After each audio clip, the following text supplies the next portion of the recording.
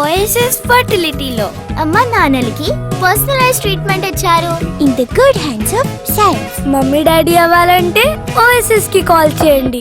నెల్లూరు నగరపాలక సంస్థ కార్యకలాపాలను గాడిలో పెట్టే ప్రయత్నాలు ప్రారంభమయ్యాయి. వివిధ విభాగాల్లో పనిచేస్తున్న సిబ్బంది మధ్య సమన్వయం లోపం వల్ల జరుగుతున్న అవినీతి అక్రమాలకు అడ్డకట్ట వేసే దిశగా అడుగులు పడుతున్నాయి.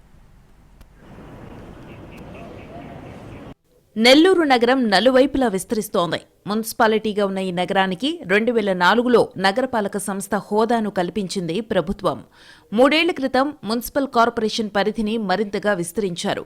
దీంతో శివారు ప్రాంతాలలోని పలు గ్రామాలు నగర పరిధిలోకి వచ్చాయి. ఇదే సమయంలో పాలన పక్కదారి పట్టింది. పారిశుద్ధ్య విభాగంలో అవసరానికి మించి పెద్ద సంఖ్యలో ఉద్యోగులను నియమించారు. కొందరు విధులకు రాకుండా జీతాలు తీసుకుంటున్నారు. మరోవైపు నిబంధనలకు విరుద్ధంగా నిర్మించిన భవనాలు, అడ్డదిడ్డ లేఅవుట్లకు అనుమతులు ఇచ్చేశారు కొందరు అధికారులు.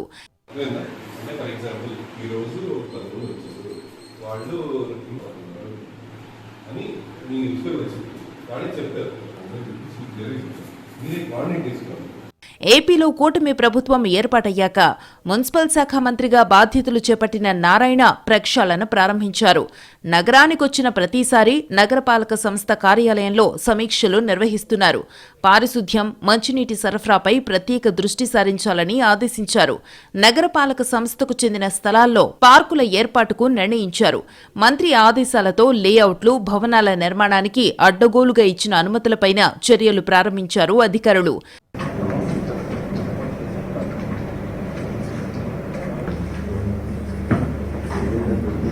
నెల్లూరు మున్సిపల్ కార్పొరేషన్లో పనిచేస్తున్న కొందరు ఉద్యోగులు ఇప్పటికీ అక్రమాలకు పాల్పడుతూనే ఉన్నారు.